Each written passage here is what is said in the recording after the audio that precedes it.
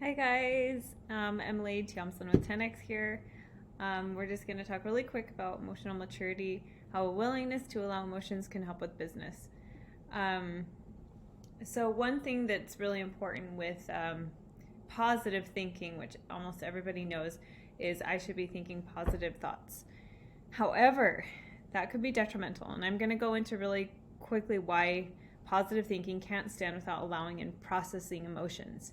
So, what I believe is more important than positive thinking is awareness of feelings as most fundamentally important. And this is kind of new, I'd say, for most humanity. Um, let's just say our parents didn't coach them on how to handle their feelings. And so this is like a new thing for most humans right now. And a lot of us still suppress emotions. I like this example of this kid with the emotional closet full of suppressed emotions. I don't actually have that book, but I'm probably going to buy it because it looks great. And that's what we're talking about. Okay, so a lot of us adults, as children, were not allowed to have any negative emotions. We were allowed positive emotions to some degree, and even sometimes we weren't allowed to. So basically, if you were brought up as a child with parents who needed to control your feelings a lot, it's very likely that to some degree you're like this guy right here. And so basically, what we do now as adults is whenever I have a negative emotion, I hide it from myself because I need to be a good person, and I also don't want to inconvenience anyone. So I'm hiding it from myself. I don't even know what I'm feeling. So if I think being angry, sad, or depressed is bad, then I'm likely to hide that awareness from myself. Okay? So why is this important? Why is this important, you guys? Why is it important? Okay. So basically what happens is with these feelings can block entire roads and options for our brain. So I'm allowing that roadblock to stay because I'm unwilling to look at it. And that makes sense because as a child, I was punished for having that emotion. Okay, so and what happens, why I'm bringing this up is it's really important to be able to just be with a feeling, because the feeling is the fruit. I have this little image of a tree here with a fruit tree. So the emotion is the fruit. And we know, usually most people know what they're feeling. Even that's a stretch. That's why I'm talking about just awareness of our feelings, because it's amazing how many adults still don't want to know what they're feeling because they're so frightened, because as children that was absolutely not allowed. So I'm bringing this up because this is a really huge player. The emotion is the fruit, and that's usually what we're first onto, is the fruit. And it usually comes from the branches here, which this is an analogy, obviously. The branches are thoughts, and they're stemming from this belief tree. And this tree is a belief. So usually our beliefs are powerful lenses that we put on our entire life and what's happening. It's a lens, so to speak. So if I have a belief, I'm going to be looking for that to prove it true. And so if I have a roadblock and there's a belief tree with bad fruit on it that's not giving me what I want, it's going to be really worth it for me to taste that fruit. If I don't like that fruit, I need to investigate and see what am I believing, what am I thinking that's creating this undesirable fruit. And when we have this ability to look at this fruit and to look at our tree, to look at our thinking and our beliefs, we can actually just take off a chain. So we might have a chain around us, and because we were taught not to look at it because it's bad, we're just going to keep the chain on. We're just going to keep it on because I don't want to see that I have a bad chain around me. I'm a good person. Okay, so we got to be willing to just, okay, dude, we're all human. We all have these chains at some point. We have chains around us. We have beliefs that take us down.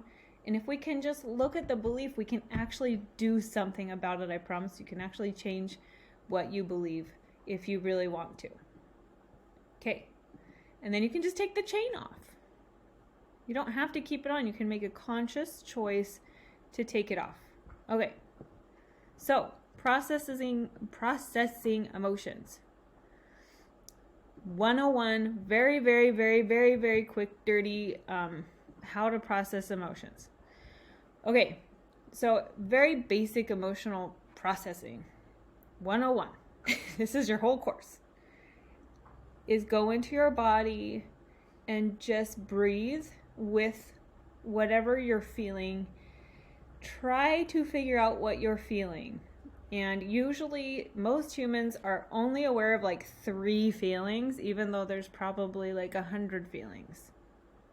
Brene Brown is doing research right now into this. You can go check out her awesome work that she's doing on how many feelings we actually experience, but we only have the emotional capacity to name usually like 3 feelings. Anyway, we go into our body, try to notice what the vibrations are, what they feel like, where you're feeling them. Are they in your chest, or is it in your throat? Is it in your head? Is it in your arms? What does it feel like? Is it tight? Is it constricting? Is it sharp? Try to name it. This helps especially with negative emotions. If it's a really big and negative emotion, especially this helps to get some authority over that emotion. So if you can breathe with it, name it, giving it a color and a name and a location gives you at least some authority and a way to start now diving into where it's coming from and why you have it, okay? So that's the awareness of emotions. Now I'm going to talk a little bit about the CTFAR model. This is basically coined by Brooke Castillo. However, this works with everything, pretty much every religion, pretty much every philosophy. It's just like it's not hers because this is basically just the life equation. So that helps us, and you can mix your whatever spirituality, religion with it, or philosophy that you have with it. I really like it because it's really like an algorithm. I like math. I like equations, and I like to be able to use emotions with an equation so that I can work through things pretty methodically and quickly and with some degree of order and systems. Okay? I like systems. And this is like a system for emotions.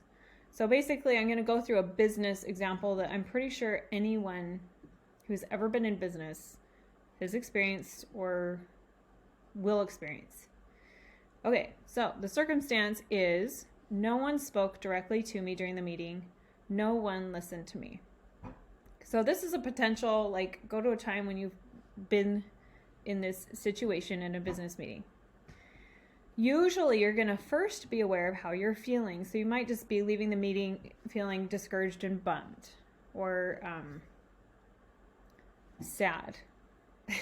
Because most of us have like very like sad, happy, mad. That's usually how much we know. And that's okay. Totally fine. At least you're like, I kind of feel sad. Okay, so we're going to figure out why you feel sad. So is the reason you feel sad because no one spoke directly to me during the meeting? No one listened to me. Is that why I'm feeling sad?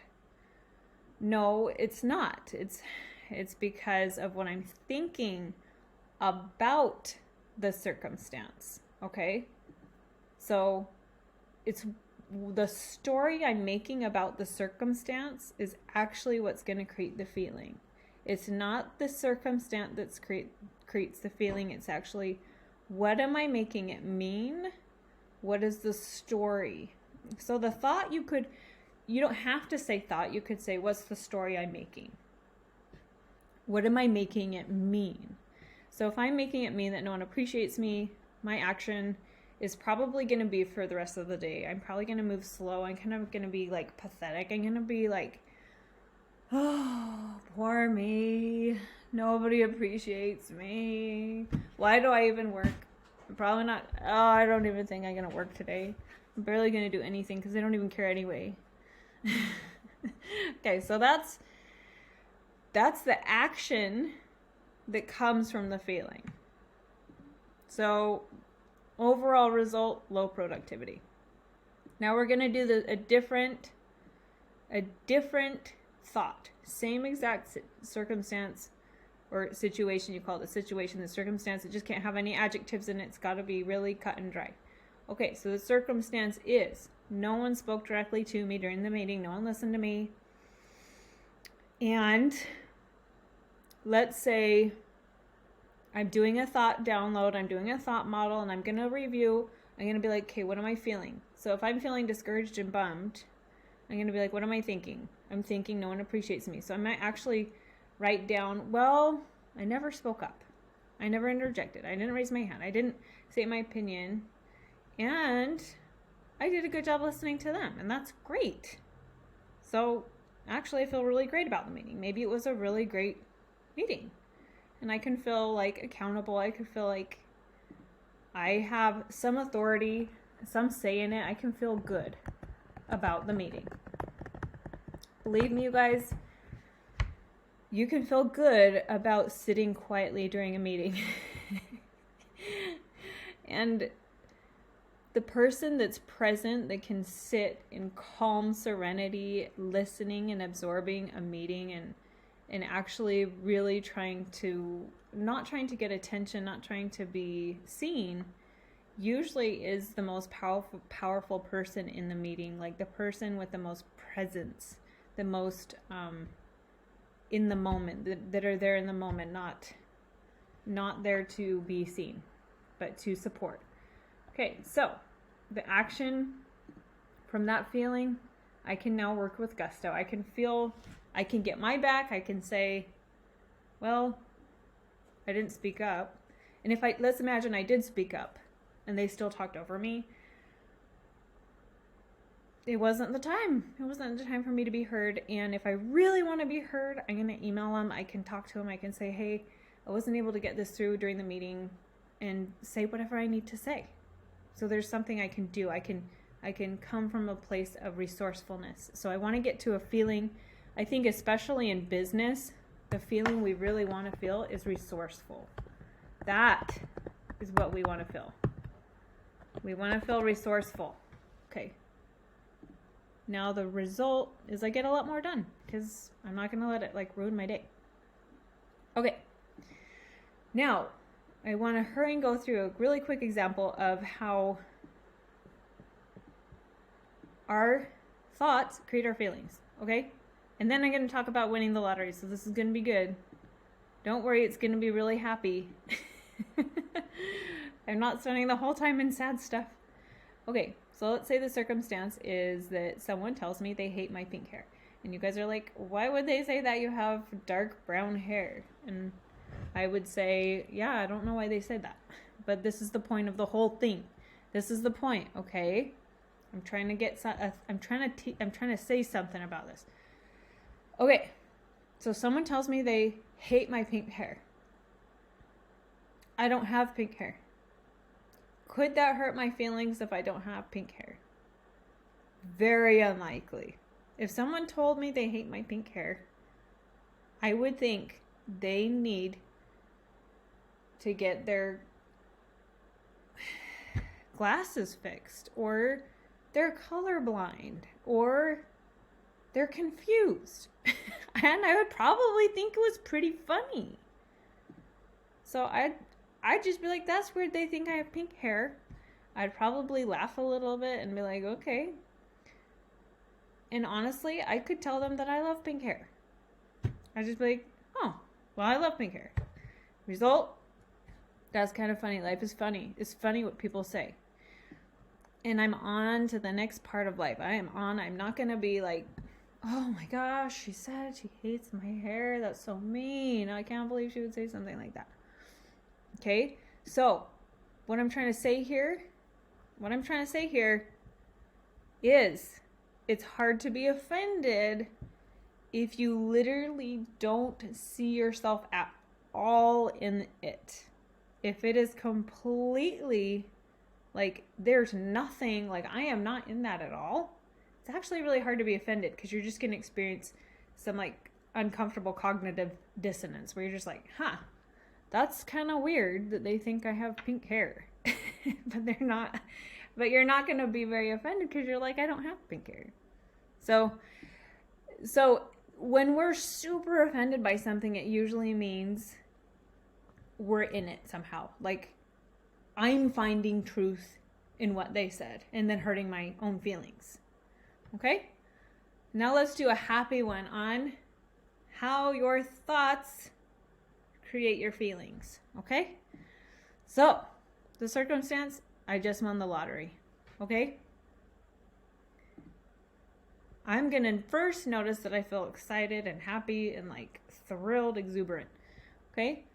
So, the thing I want you guys to really think about here, so someone calls me or comes to my door and says, you just won the lottery. They haven't put the money in my bank. Nothing in my life has changed except for my thoughts. That's the only thing that's changed. Nothing has changed. So, without any thought about it, I can't be excited about winning the lottery. Nothing has even changed. The only thing that's changing when they tell me I won the lottery is that I'm going to start projecting a very lavish life, or I'm just going to project out all the fun things I'm going to do with all the money. And I'm going to pay off all this debt. I'm going to buy an awesome house or whatever. So nothing has changed in my life. There's no actual change except for someone told me that I just won the lottery. What I'm making it mean in my thinking, what am I making it mean? What am I making it mean? That's creating my feelings. Okay? And then I'm going to start taking action from those feelings. I'll probably start making plans. And the result will be plans made. And who knows if I get the money or not. But in that moment, I'm super, super excited and happy. So this is just a very, very basic idea for how our thoughts actually highly influence our feelings. And this is where we do have some control. If you have had trauma, there's another method of doing this to do deeper work, for helping get more authority over beliefs that come from really, really strong beliefs that we hold sometimes that are really hard to move and shake.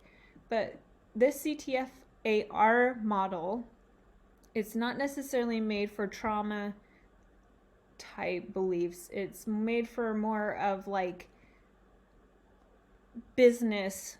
This is perfect in the business world because it's light and friendly, and you can look at that thought line and you can maneuver it around and see, okay, what's the lens? What am I making this mean?